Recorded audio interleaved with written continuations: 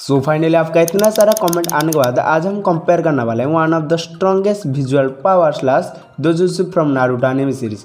वो है Byakugan from Hyuga clan and Sharingan from Uchiha clan. इन दोनों में कौन बेटर है और कौन स्ट्रॉन्ग है आज इस वीडियो पे एक्सप्लेन करने वाले हैं। तो उससे पहले एक इंपॉर्टेंट बात है, इस वीडियो पे हम रेनिगन की बात नहीं करने वाले, हम सिर्फ शारिंगन और ब्याकुगन के कंपैरिजन करने वाले हैं। If you interested this video let's begin. देखो, जो लोग नारुतो में देख रहे हैं उनको केकेगन का ही पता होगा क्या है। अगर आपको पता नहीं, मैं आपको सिंपल में समझा देता हूँ कि केकेगन का एक ब्लड लाइन एबिलिटी है जो कि जनरेशन टू जनरेशन पास होने वाला एबिलिटी में से एक है। तो सबसे पहले हम स्टार्ट करते हैं शारिंगन से, जो कि उचिहा क्लैन का केकेगन का ही है, जिसका कुछ परमानेंट यूजर है जो कि इटाची उचिहा, मादर उचिहा, सासुके उचिहा और ओबेडो उचिहा, शिशु उचिहा। ये तो ये असली शारिंगन का यूज है जो कि ब्लड लाइन से इनहेरिट हुए हैं। इसके बाद भी और कुछ लोग शारिंगन यूज करते हैं, जैसे कि काकाशी हाताके और डांजो। हाँ, वही जिसका हाथ में शारिंगन है।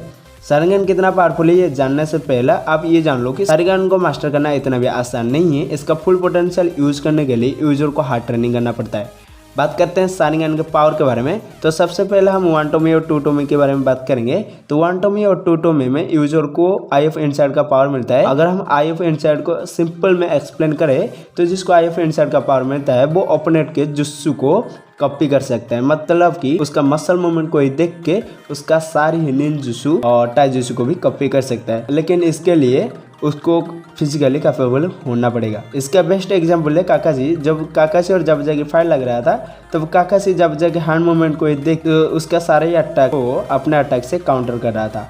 अगर शारिंगन के थ्री टोमे के बारे में हम बात करें तो थ्री टोमे में यूजर को और एक पावर मिलता है जिसको हम कहते हैं गेंजुत्सु। इसका अगर हम पावर की बात करें तो ये एक इल्यूजन कास्टिंग पावर है। जो यूजर गेंजुत्सु यूज करता है वो ओपोनेंट के दिमाग के साथ खेलता है और उनको बैटल में हराते हैं, उनको फिजिकली मेंटली दोनों की जगह वीक करता है। और एक पावरफुल जुत्सु है क्योंकि एवरेज निंजा के लिए इससे बाहर आना इम्पॉसिबल है। इसका भी एक एग्जांपल है, जब इटाची हिडन विलेज के अंदर एंटर कर रहा था तो उसके साथ कुरेनेई की फाइट हो गई। कुरेनेई के मास्टर है, फिर भी वो इटाची के गेंजुत्सु के आगे खड़ा नहीं हो पाई। This is one of the reasons Uchiha clan strong clan में माना जाता है। ये तो हो गई शारिंगन का पावर। अब हम बात करने वाले हैं ब्याकुगन के बारे में। तो हमें पता है ब्याकुगन ह्यूगा क्लैन का केकेगन का ही है, पर इसको पोजिस करना इतना आसान नहीं है क्योंकि इस दो जुत्सु को कंट्रोल करना और इसको मास्टर करना ये बहुत डिफिकल्ट काम है। इसीलिए आप देखे होंगे जो कि हिनाटा ह्यूगा और नेजी ह्यूगा जब 5 या 6 साल हो गए थे, मान लो बचपन से ही उनको ब्याकुगन को कंट्रोल करने के लिए ट्रेनिंग दिया जा रहा था। इस बात से हमको पता चला है कि ब्याकुगन को कंट्रोल करना बहुत ज़्यादा ही हार्ड होता है। तो हम बात करने वाले हैं ब्याकुगन के परमानेंट यूजर के बारे में,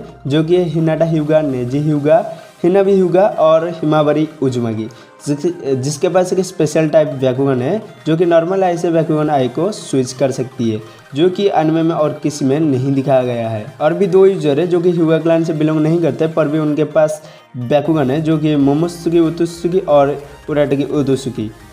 अगर हम ब्याकुगन के पावर की बात करें तो सबसे पहले आता है एक्सरे विजन। जैसे कि हमको नाम से ही पता चला है वो किसी को भी एक्सरे कर सकता है, मतलब कि वो वॉल के आर पार, बैरियर के आर पार, इवन ओपोनेंट के चक्र मूवमेंट को भी देख सकता है। इवन उसका चक्र फ्लो के देख के उसका चक्र को ब्लॉक भी कर सकता है। अगर चक्र मूवमेंट को ब्लॉक किया जाता है तो ओपोनेंट कोई भी जुत्सु नहीं यूज कर सकता, ना वो गेंजुत्सु, ना वो निंजुत्सु, इवन टाइजुत्सु तक वो नहीं यूज कर सकता क्योंकि उसकी बड़ी कैपेबिलिटी नहीं होगा। तो इसमें बहुत बड़ा एडवांटेज हो जाता है ब्याकुगन यूजर के पास। लेकिन इनका पावर यहीं पर खत्म नहीं होता है। इनके पास आता है और एक एडवांस लेवल जिससे उनको मिलता है 360 फील्ड विजन।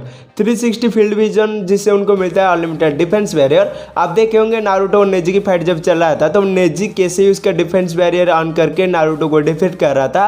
हालांकि नारुतो के पास 9 टेल का पावर था इसलिए वो नेजी को डिफीट कर दिया। कोई एवरेज निंजा के लिए नेजी को डिफीट करना बहुत ज्यादा ही मुश्किल है, जिसको वो कहते हैं 8 टाइग्राम पाम रोटेशन। लेकिन उसके ऊपर भी नेजी और हिनाटा ने उसको भी एडवांस कर दिया था।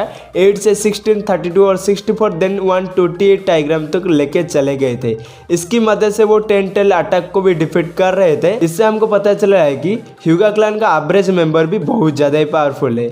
This is one of reasons कि ह्यूगा क्लैन टॉप क्लैन में से एक आता है। यहीं पर आता है मेन बात, जिसको देखने के लिए आप वीडियो अभी तक देख रहे हो। और एक रॉन्ग वीडियो के लिए मेरे को बहुत ज्यादा ही गाली पड़ चुका है। देवी और सज्जनों, ज्यादा ओवर एक्टिंग हो गया क्या? अगर हम बात करें कौन से केकेगन का ज्यादा पावरफुल है, पहले आप ही कमेंट कर दो आपको कौन सा केकेगन का सबसे पावरफुल लगा। मैं वीडियो पे एक्सप्लेन कर चुका हूँ किस पावर है, तो आप ही कमेंट कर दो सबसे पहले। अगर आप मेरी बात सुनना चाहते हो तो मेरे मानो तो ब्याकुगन ज्यादा पावरफुल है आज कंपेयर टू सारिंगन। तो आज का कंपेयर वीडियो आपको कैसा लगा कमेंट सेक्शन में जरूर बताना, और अगले जो वीडियो में बनाऊंगा किसके ऊपर बनाऊंगा ये भी कमेंट कर देना।